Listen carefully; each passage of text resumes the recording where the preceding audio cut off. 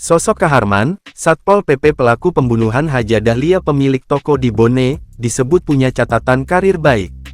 Sosok Kaharman pelaku pembunuhan Haja Dahlia pemilik toko di Kabupaten Bone menjadi sorotan. Terutama profesi Kaharman yang diketahui merupakan anggota Satpol PP Kabupaten Bone. Kaharman diringkus polisi saat menjalankan tugasnya di rumah jabatan Bupati Bone, Kamis tanggal 16 November pukul 0.30 WITA. Saat diringkus, Kaharman harus dilumpuhkan dengan timah panas lantaran melakukan perlawanan. Kepala Satuan Polisi Pamong Praja Satpol PP, Bone, Andi Akbar menuturkan pelaku telah bekerja selama 10 tahun dengan catatan karir yang baik.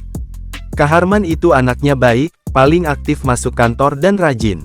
Tapi, kami tidak menyangka dia berbuat seperti itu, ujarnya. Namun, kata dia setiap anggota Satpol PP yang melakukan pidana pihaknya tidak memberikan toleransi apapun. Langsung saya pecat apalagi pelanggaran pidana yang dilakukan kali ini adalah pembunuhan dan saya mengutuk keras kejadian ini, tambahnya. Lanjut kata dia, sebagai Kasatpol PP tentu akan mengambil langkah tegas dan memperingatkan kepada seluruh anggota agar kiranya tidak melakukan hal demikian.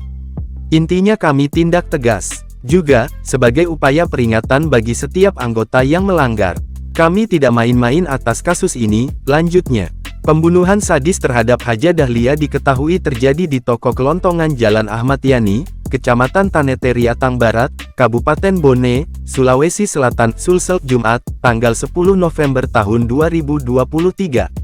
Haja Dahlia ditemukan tewas bersimbah darah dengan sejumlah luka bacokan pada bagian leher dan tangan kanan korban putus.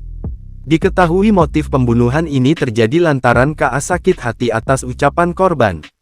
Jadi tersangka mampir di toko korban untuk membeli rokok sekaligus menagih utang kepada salah satu anak korban.